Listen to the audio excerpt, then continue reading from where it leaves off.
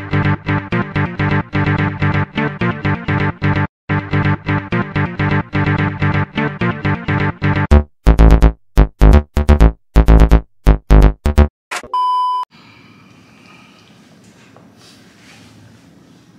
guys, kembali lagi di channel YouTube aku Bobi Rahman. Hari ini kita sambungkan cerita yang tadi malam ya guys, part 2 nya ya.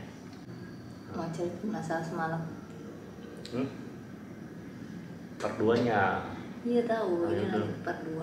Cuman sebenarnya tuh antara mau lanjutin atau nggak mau lanjutin ya. Soalnya kan tahu kan tadi malam tuh ada sedikit kejadian ganjil pas kita ngedit video part 1. Tadi kita rencana nggak bakalan up nih part 2 nya, cuman daripada penasaran aku tetap lanjutin dengan sebenarnya agak merinding juga sih, soalnya tadi malam tuh benar-benar terjadi sesuatu hal yang di luar keinginan kita, tepatnya jam tengah malam lah tadi malam pas lagi jam 2 lewat pas lagi jam 2-an karena yang mulai ngedit setengah 2 kan diputar ulang tuh rekaman kemarin cerita sampai akhirnya di jam 2 lewat berapa menit tiba-tiba gaduh pas akhirnya kita berhenti ngedit. Rencana nggak akan up yang kedua, tapi daripada bikin penasaran kita tetap lanjut di yang kedua. Jadi gini, kemarin sampai di kamar ya. Kamar tuh. Kamar. Nah ini bukan mimpi yang. Jadi hari keduanya tuh nggak bisa tidur kan, karena kan hari pertama tuh udah mimpi buruk. Akhirnya hari kedua Ayu malas tidur sampai jam 1.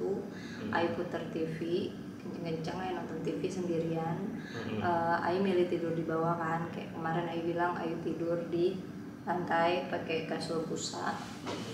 Di situ pas di pojok samping lemari Ayu tiduran. Nah tapi fokus ke TV, Ayu benar-benar fokus ke TV, nggak ngeliat keadaan kiri kanan, fokus aja lagi nonton itu. Aduh, pokoknya Ayu ngerasa tuh tiba-tiba ngantuk. Karena apa? Kayak macam dia halusinasi enggak? Enggak, bukan halusinasi. Jadi rambut Ayu ini Ayu tau dipijit-pijit. Jadi tuh, nah adik Ayu yang cewek bontot, namanya Anggun, yang paling bontot. Itu tuh biasanya dia punya kebiasaan sebelum tidur ngepang-ngepangin rambut Ayu, kan rambutnya panjang, segini lah lumayan panjang.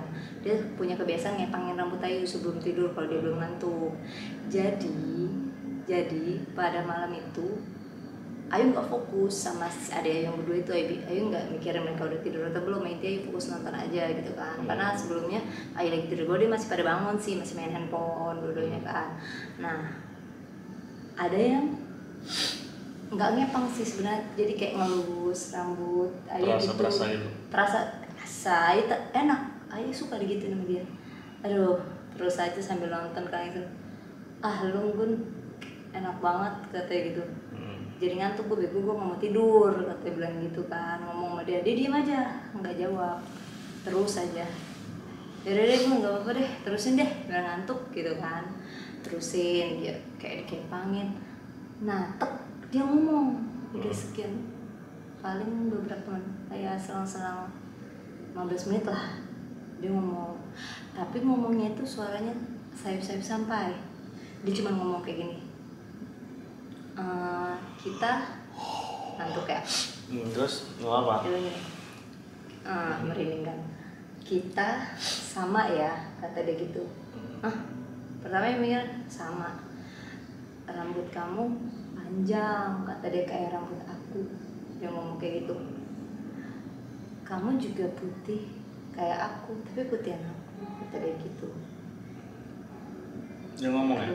Ngomong, tapi suaranya sampai. Nah dari situ Ayu langsung sadar, ini bukan Anggun, sadar ini bukan Anggun gitu. Terus habis itu Ayu melihat gini, Ayu dengerin Ayu ngelihat ke samping, nggak sempet ngeliat mukanya, tapi cuma ngeliat rambutnya sekilang. Astagfirullahaladzim. Tapi Ayu ngeliat ke kiri, tahu nggak dia ada di mana? Dia duduk merungkuk begini kayak orang ketakutan kayak orang lagi ngerengkup, tapi diantara Anggun sama Indah sama Anggun udah tidur. Wah pasti ngeliatin astaga langsung hilang. Itu baru Ayu mikir sialan, gua bukan kerjain, gua dilus-lus sama cewek tapi dia baik.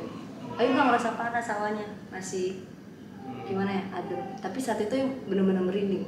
Akhirnya sampai pagi nggak bisa tidur. Itu kisah malam kedua. Malam itu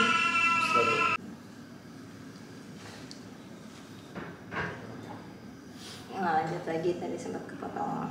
Jadi gini guys, ini kan suasana lagi malam nih.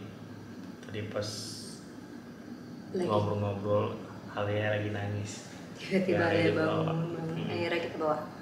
Jadi akhirnya itu kisah malam kedua ya.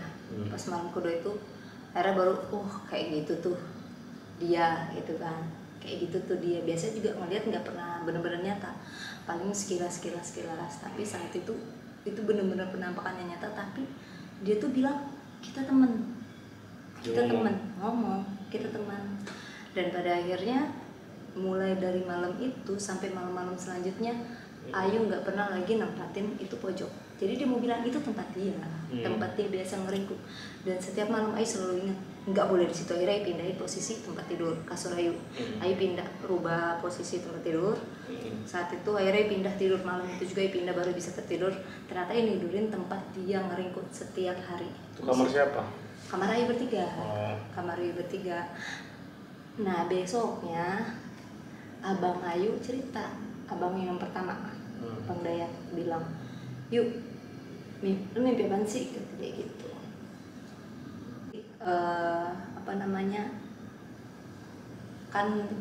Dia Ayu lihat abang nih lagi di ruang tamu yang pintu masuk tuh samping kamar Ayu. Dia duduk tidur di sofa. Dia nggak tidur di kamar, dia tidur di sofa itu. Terus dia bilang, yuk, abang mimpi tadi malam. Dan mimpi abang itu nggak perlu diceritain lagi, intinya sama mimpi Ayu, sama banget. Tapi abang penasarannya apa? Gue ada yang aneh di sini, ada yang aneh. Berarti setiap penghuni situ dimimpiin lama dia ya? Kalau abang nggak semua? Nggak semua. Kalau abang indigo. Kalau abang dia tuh dia bisa ngelihat semuanya tuh dari dia SMP. Awalnya ada kejadian lah itu. Jadi semenjak itu dia sering banget, dia selalu ditemuin sama hal-hal begitu. Sampai bahkan nanti di part selanjutnya yang ceritain tentang kejadian-kejadian yang dialamin sama abang hampir setiap harinya. Nah cuman pada hari itu abang karena dia kekeh di ruang tamu itu di ruang tamu tempat dia tidur itu, dia kekeh kalau di bawah itu ada sesuatu. Akhirnya dia maksa Ayu, itu nonton sebenarnya aja bukan itu kesuaraan aja guys. Nah dia maksa Ayu untuk ngeyakinin Ayu, yuk gue tahu nih ini kuburan di bawah ini. Ngarang enggak kuburan. Akhirnya dia maksa Ayu ngebongkar lantai itu. Ayo bongkar aja. Enggak mau bilang itu apa sih gitu. Akhirnya udah lupain udah. Intinya dua nih yang mimpi yang sama, dua orang. Nah